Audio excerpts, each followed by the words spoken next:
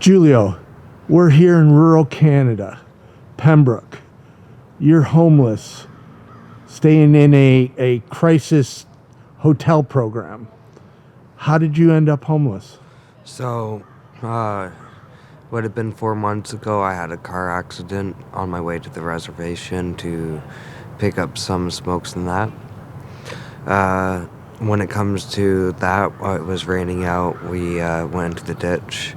I made sure my buddy was okay. He was the one driving, and that dealt with the ambulance for him, the firefighter crisis team.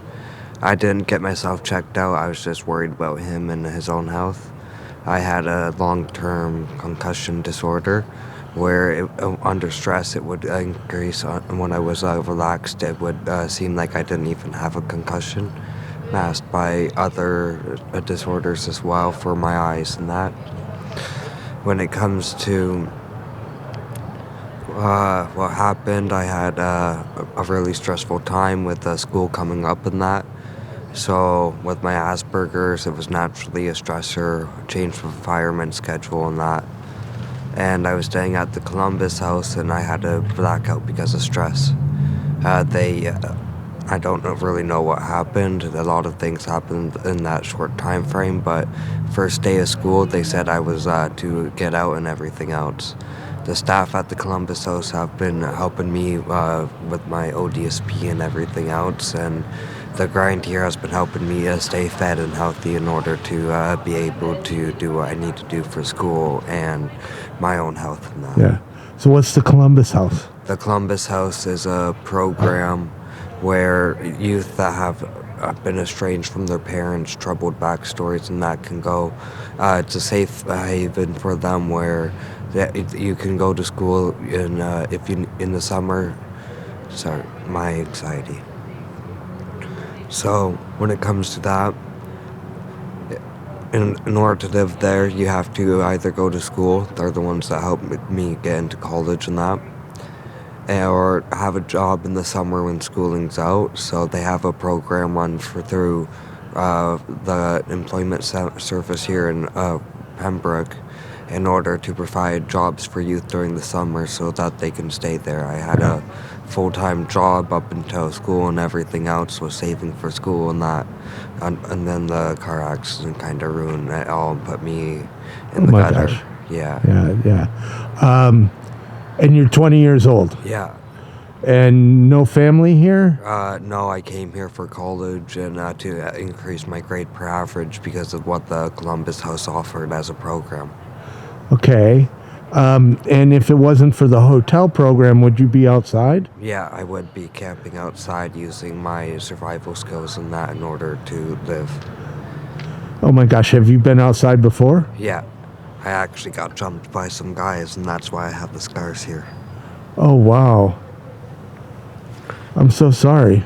Yeah, it's life. It beats you down, but it's up to you to get back up. That's how I've always looked at it. Yeah, it's a good way to stay positive. Yeah.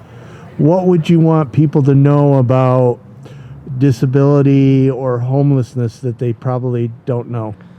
That a lot of people beat people down with disabilities because they're so different and estranged. So society, I feel, has kind of pushed them to try and be one person when every person with a disorder has their own triggers but also has their own special interests and specialties as well.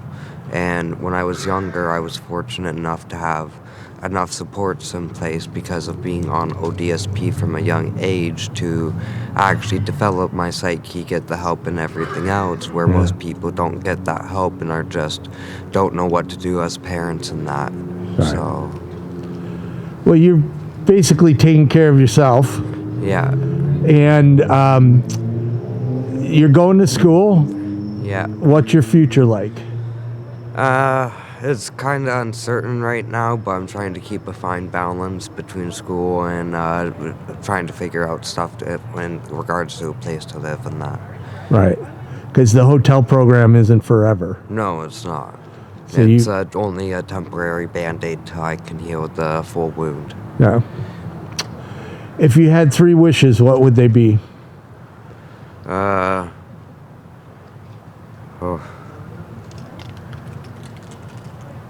Probably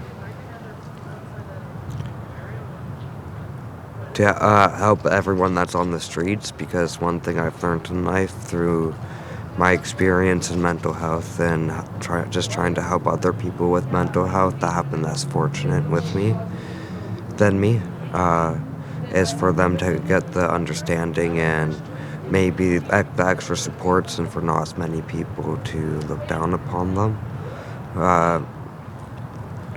For